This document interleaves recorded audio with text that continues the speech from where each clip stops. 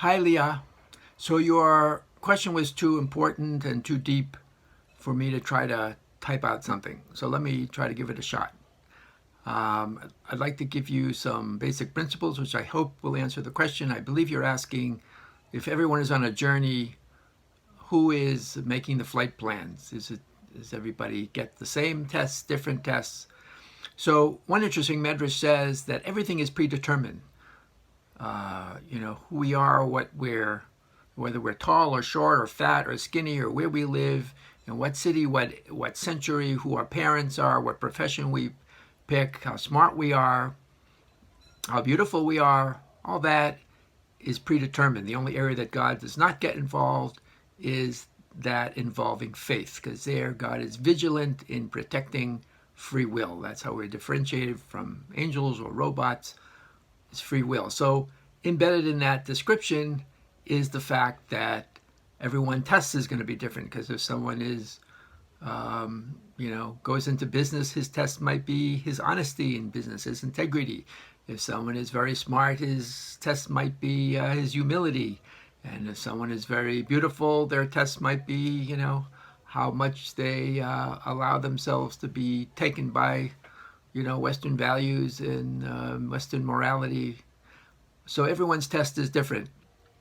Another principle we have is Midrash holchim adam molichim oto, that God encourages people along the path that they choose. God doesn't choose the moral path, but whatever that path is, God will push you along. If you say, for example, you want to make your goal in life to be,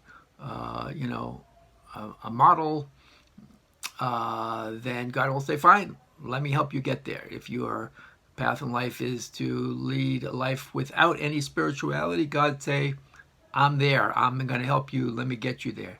And of course, if you have an interest in spirituality, God will push you along as well, because again, it's all the vigilant protection of free will.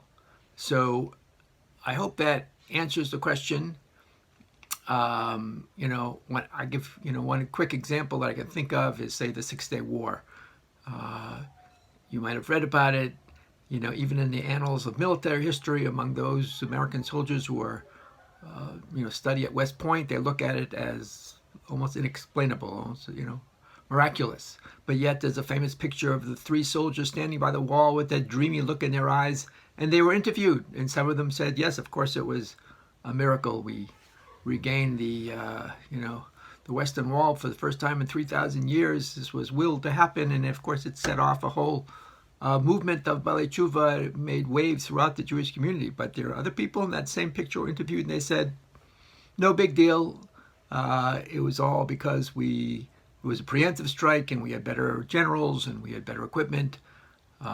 So there you have it, free will.